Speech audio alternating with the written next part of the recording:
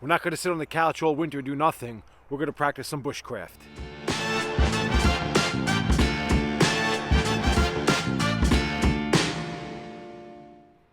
Hey guys, Justin with Backyard Bushcraft. So it's the winter time, and this provides an excellent opportunity to get outside and practice some of our bushcraft skills. So we may not think of tool maintenance as much of a bushcraft skill, but without these tools, we really wouldn't be able to go too far when we went into the woods to do certain things. So one of the first things we're going to talk about today is tool maintenance. One of the things that I like to do with my axe sheath is I like to put some birch oil on it. It's going to keep it somewhat water resistant, and it's really going to preserve the leather. All I do, I've rendered some birch oil the beginning of the year. I do have a video on how to render birch oil. You can check that out. It's actually pretty cool. But take some of the birch oil, and I'm just gonna put it on my sheath, and I'm just gonna rub it in. And that right there will give my sheath some good protection throughout the winter. And as you can see, I'm just rubbing it in with my hand just like that, my finger just like that. I'm gonna take some more of that birch oil, all right, and I'm just gonna place it on both sides of my axe head, just like that, nothing crazy. And there you go. And I'm just gonna rub this in with my finger again. I'm gonna keep the metal from rusting, and it's just going to give it a nice overall protective coating. Make sure not to cut your finger like I almost just did.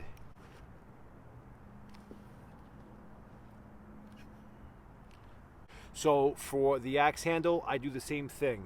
There's different ways that you can go ahead and protect your axe handle. I happen to like using the birch oil. Like I said, I really love the way it smells. I love the way it feels, and it gives the axe a really great look as far as just being really rustic and really used, and it gives the axe handle some good protection from weather.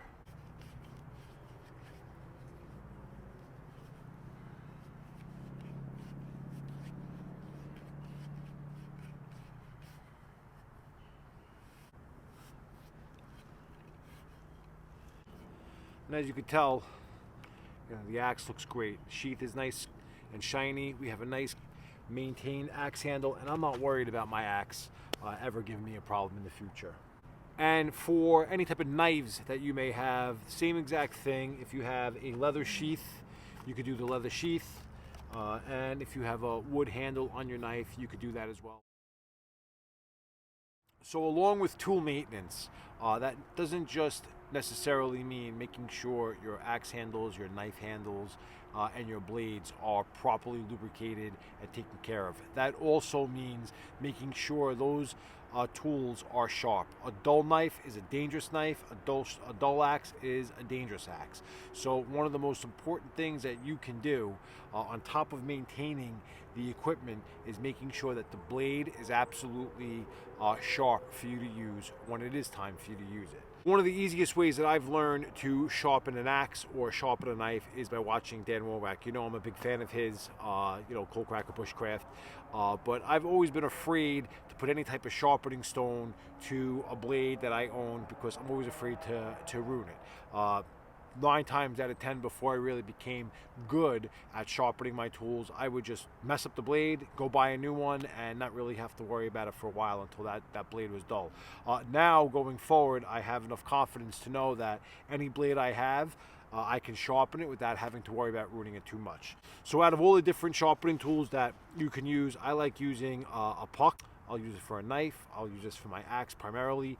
But what I'll do is I'll just take a little bit of water, and I'll pour some water on it because that's going to act as your lubricant for your stone. So the easiest way that I'm going to show you how to do this is, and this is how it was taught, you take your sharpening stone and you put it right up against the blade you're looking to sharpen, and you're going to see a little space there, and all you're going to do is just tilt enough to cover that black line and that space, and that's how you know that you are on the right angle when it comes to sharpening your blade. And from that point, you're just going to move along your blade. I like doing 3 or 4 times on one side, and the important thing to know is whatever you do on the one side, you're going to do on the other.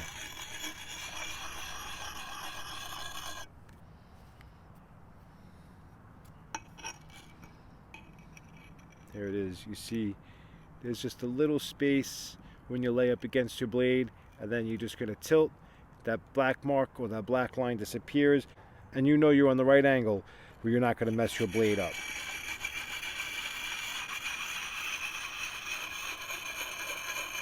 What you'll notice is that little slurry that's built up, and that's material being removed from the blade, and obviously this is ready to go and super sharp.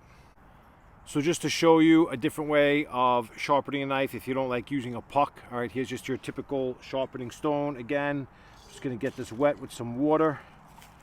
All right, I'm gonna take my knife, and again, thanks to Dan Woolwack at Cold Cracker, you're going to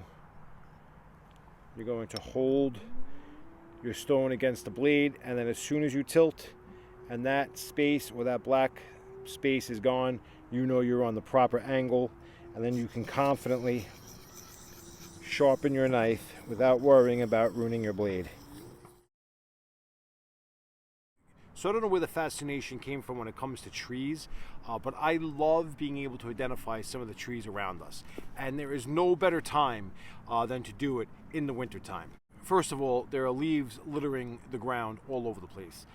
And when it comes to looking at a tree, not only do you really have to pay attention to the bark on the tree, but you also have to pay attention to the type of bud that's coming out of a branch. Knowing what trees you have and knowing what kind of wood those trees provide really can make a difference when it comes to a life and death type situation, or if you're looking to do any type of project, build something, a shelter, fire, whatever the case is, it's definitely going to be helpful to you to know that you have the proper material that you can go use.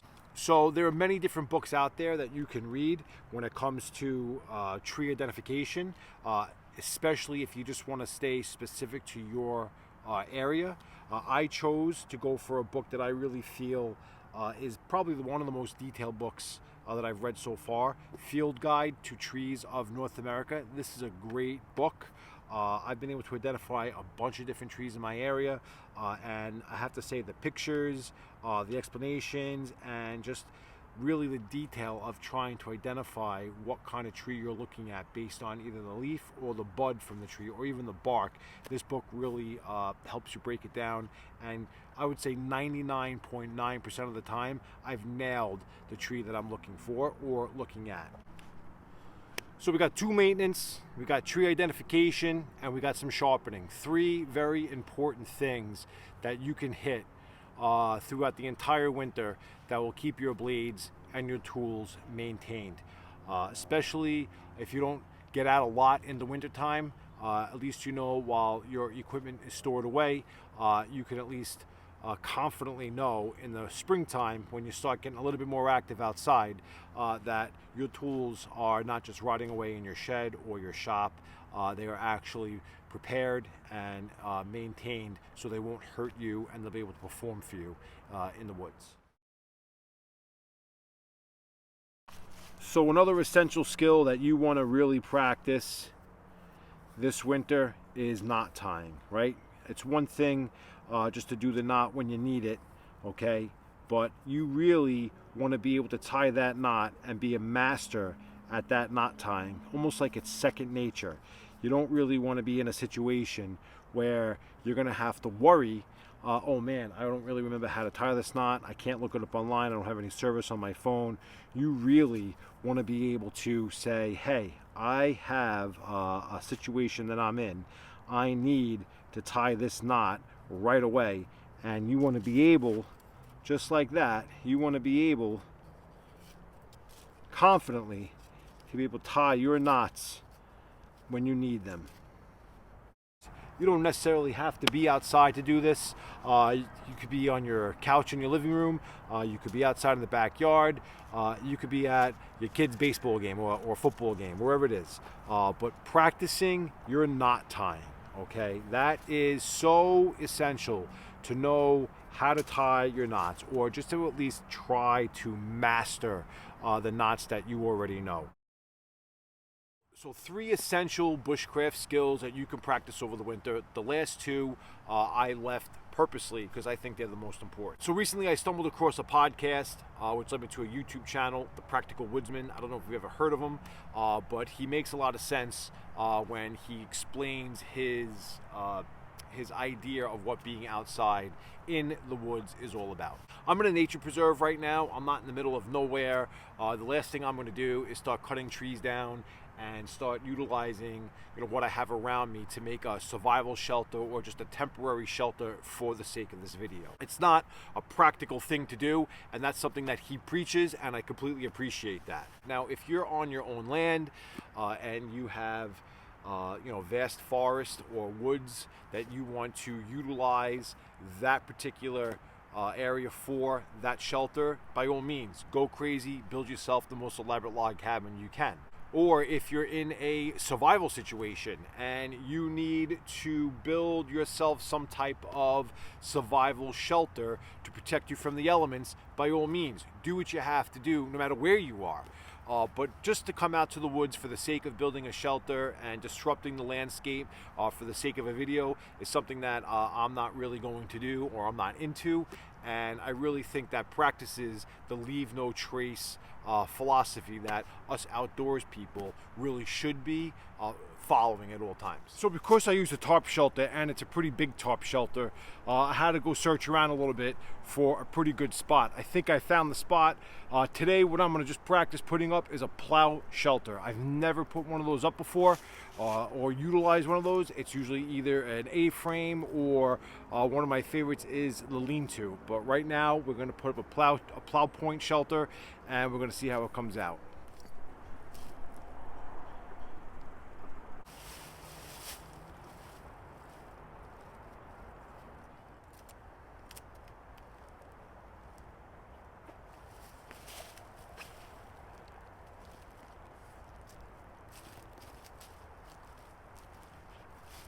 Okay, so I have my plow point shelter set up, but what you'll notice is it sags in the middle a little bit, and that's the problem you come across with some of these bigger tarps.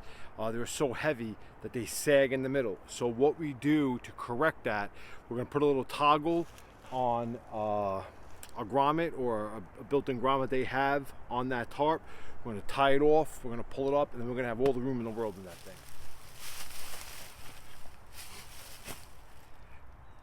And even with that storm coming, I have plenty of room under here to really get comfortable. I could bring my gear in here if I want. As a matter of fact, just to show you how much room I have, plenty of room for my gear and myself, and I am well protected from the elements out there. This is a very effective shelter. If you don't really like a lean-to, or if maybe an A-frame might be a little too claustrophobic for you, but this is something that you can do anywhere. You can go to a park, you can go in your backyard, or you can come to a nature preserve like I have without disrupting the landscape, without destroying any of the trees that are naturally growing, and build yourself a pretty good shelter to practice some of your bushcraft. So making fire is going to save your life. I don't care what anybody says. In my opinion, fire is probably the #1 most important skill set that you should master. I don't care if you use a lighter, I don't care if you go primitive and you're using flint and steel, or even a friction method. The bottom line is, if you can't make fire and you're exposed to the elements long enough, you can't drink or sanitize your water, you can't eat or warm up food, or even get yourself warm, you're dead. End of story. Going out into the woods, if you're going to be doing bushcraft, obviously you're going to have yourself a good fire kit set. So what I have in my fire kit, we'll just go over quickly. I have a red Bic lighter. The reason why it's red, I've said it before in the past, I like bright things that I'm going to need to find in a pinch, or if I happen to need an emergency, I know what I'm looking for and it's easy to find amongst the forest floor. I have a flint and steel kit here. Okay, nothing too fancy schmancy. Be able to throw a spark and get yourself a fire is very important. So that is something that you can practice no matter where you are by utilizing some char cloth that you can make or any other type of charred material that you have to get yourself going. Of course, I have some windproof and waterproof matches by Yuko. These are great. You can stick these in the dirt, you can stick these on the water, and they will not go out. So I definitely highly recommend Yuko. Okay, I'm not affiliated with any of these guys that I'm talking about today, but in my description, I will obviously have some of these links that you could check out. I always carry around with me a piece of fat wood. I'll cut this down, I'll feather stick it, do whatever I need to do to make this a very reliable source of fire for me. And finally, last but not least, I have a ferrocerium rod. This is, again, outstanding when it comes to being able to really throw some sparks and get a fire going quickly if you don't have any of these other sources of ignition. So one of the things that you should be practicing when you want to go out in the woods, to know how to make feather sticks. Very nice and easy.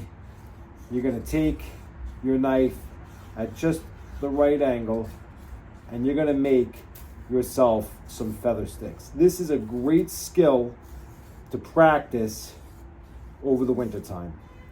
If you notice, every time I have a curl come up, I'm slightly turning my piece of wood so I can catch a new wedge and make myself a nice little feather for this feather stick. This is an ideal way to get yourself a fire in really any type of situation when you're out in the woods. There you go. So when it comes to primitive fire making, I'm still kind of a rookie. And one of or two of the skills that I really need to practice this winter is friction fire and my flint and steel.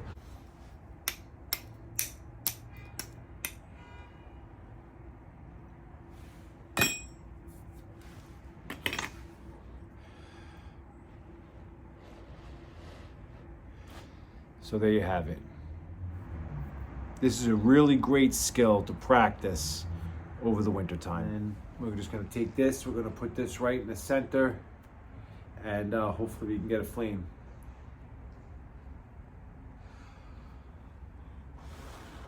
Hold it.